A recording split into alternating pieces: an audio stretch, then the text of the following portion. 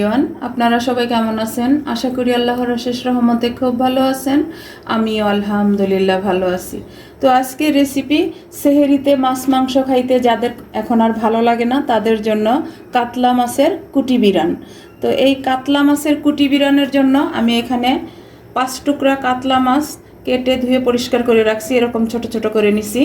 এখন প্রথমে আমি এই মাছটাকে ম্যারিনেট করব। এর জন্য দিয়ে দিব আমি হাফ চামচ আদা রসুন পেস্ট, আর ঝাল যে যতটুকু খান অতটুকু দিবেন। আমি 1 চামচ দিলাম মরিচ গুঁড়া, 1 চামচ দিব হলুদ গুঁড়া, দিব আমি স্বাদ মতো লবণ। আর এখানে এই কাতলা মাছের কুটি বিরানটা রান্না করার জন্য স্পেশাল একটা মশলা দিব, সেটা হলো এখানে কিনতে পাওয়া যায় মাছের মশলা। এটা দিয়ে দিলাম আমি 1 চামচ। এই মশলাটা মাছের মধ্যে দিলে মাছটার ফ্লেভারটাই চেঞ্জ হয়ে যায়। এখন দিব হাফ চামচ জিরা গুঁড়া, হাফ চামচ দিব ধনে গুঁড়া।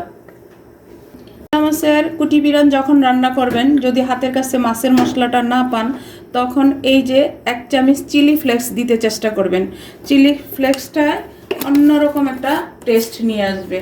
তো প্লিজ আপনারা বাসায় ট্রাই করেন আর আমাকে কমেন্টসে জানান। আর যদি একটু ভালো লাগে তাহলে আমার চ্যানেলটাকে সাবস্ক্রাইব করবেন, লাইক করবেন, শেয়ার করবেন এবং কমেন্টস করবেন প্লিজ আমার ভাই বোনেরা। এখন আমি মাছটাকে মাখায় নিব। মাখায়া বেশিক্ষণ এটাকে রেস্টে রাখতে হয় না, 10 থেকে 15 মিনিট রাখলেই চলবে। এটা গরম ভাতের সাথে জাস্ট জমে যাবে। যদি সেহেরিতে গরম ভাত আর এই কাতলা মাছের কুটি বিরান থাকে, তাহলে 1 প্লেটের জায়গায় আরেক প্লেট বেশি ভাত খেতেই হবে, এটা আমার গ্যারান্টি। তো প্লিজ আপনারা বাসায় বানান আর আমাকে কমেন্টসে জানান।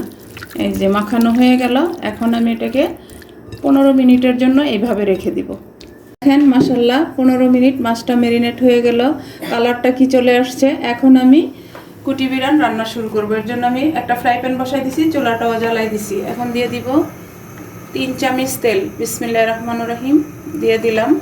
তেলটা অনেক গরম করে নিতে হবে। আর যারা ফেসবুক পেজ থেকে দেখতেছেন তারা প্লিজ পেজটাকে লাইক শেয়ার কমেন্টস করে দিবেন। আমাদের পবিত্র রমজান তো প্রায় শেষ, তো এই শেষ সময় সেহেরিতে আপনারা এই কুটি বিরানটা রাখতে পারেন। আশা করি অনেক ভালো লাগবে, নিরাশ হবেন না। একবার খাইলে আবার ফিরে আপনারা চেষ্টা করবেন এটা খাওয়ার জন্য, এটা বললামই তো আমি। তো এখন আমি মাছটাকে দিয়ে দিব। বিসমিল্লাহির রহমানির রহিম। এখন এটা আমি হাই ফ্লেমে প্রথমে মাছটাকে একটু ভেজে নিব। আর এখানে আর কোনো মশলার দরকার পড়বে না, মশলা তো আমি একসাথেই দিয়ে দিচ্ছি। মানে রান্নাটা একেবারে সহজ, খাইতে টেস্ট। এখন এই যে উল্টে পাল্টে একটু ভাজবো মাছটাকে প্রথমে। আমার মাছটা হালকা ভাজা হয়ে গেছে, এখন আমি চুলার আঁচটা মিডিয়াম করে দিব। আর এই মাছটা যখনই কাতলা মাছের কুটি বিরান বানাবেন, তখন কিন্তু মাছ একটু ভাঙা থাকতে হবে। যদি না ভাঙে কারো মাছ, তাহলে একটু ভেঙে দিবেন। আমি হাসি দিলাম কেন, অনেক সময় অনেকে কিন্তু মাছটা ভাঙে না অনেকের হাতে, তো একটু নেড়ে দিলেই ভেঙে যাবে। তো ভাঙলে মাছটা খাইতে সময় অনেক টেস্টি হয়, কারণ কি আস্ত কিছু মাছ আধা ভাঙা, ওটা খাইতে অনেক ভালো হয়। এখন দিব আমি 2টা পেঁয়াজ কুচি, আর চুলার আঁচটা আমি মিডিয়াম করে দিচ্ছি। আর 6-7টা কাঁচামরিচ চিড়ে দিয়ে দিলাম। দিয়ে এটাকেও আমি সাইড দিয়ে ভাজা শুরু করব। আর পেঁয়াজটা কিন্তু পুরোপুরি ভাজা হবে না, মিডিয়াম ভাজা হবে, তাহলেই এই মাছের কুটি বিরানটা খাইতে অনেক ভালো লাগবে।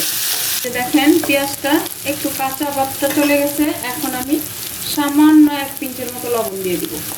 দিয়ে এখন আমার এই মাছগুলোর সাথে পেঁয়াজটাকে মিশাই দিব। দেখেন মাশাআল্লাহ লুকটা কত সুন্দর, দেখেই তো মন চাইবে যে খাওয়ার জন্য। হয়ে গেল আমার কাতলা মাছের কুটি বিরান। এখন আমি একটু 1 চামচের মতো লেবুর রস দিয়ে দিব। আর যখন এই কুটি বিরান বানাবেন, লেবুর রসটা অবশ্যই দিবেন। এখন দিয়ে একটু মিশাই দিব, মিশায় নামাই নেব। প্লেট নিয়ে নিলাম। এখন এই যে আমি সার্ভ করে দিব আমার কাতলা মাছের কুটি বিরান। দেখেন মাশাআল্লাহ মাশাআল্লাহ। দেখেন হয়ে গেল আমার একেবারে অল্প সময়ের মধ্যে কাতলা মাছের কুটি বিরান। এখন এটাকে একটু সাজানোর জন্য আমি ধনে পাতার যে ডাঁটগুলি আছে তার সাথে একটু পাতা দিয়ে এটাকে আমি একটু গার্নিশ করে নিব। 1 চামচের মতো নিছি আমি। এই যে যাই হোক, আজকের এই রেসিপিটা কার কার পছন্দ হয় আর কে কে বাসায় ট্রাই করেন অবশ্যই আমাকে কমেন্টসে জানাবেন। তো আজকে আমার এই কাতলা মাছের কুটি মিরান রান্না করা শেষ হয়ে গেল। আমি আপনাদের কাছ থেকে বিদায় নিব, আবার নতুন কোনো রেসিপি নিয়ে আসবো। আল্লাহ হাফেজ।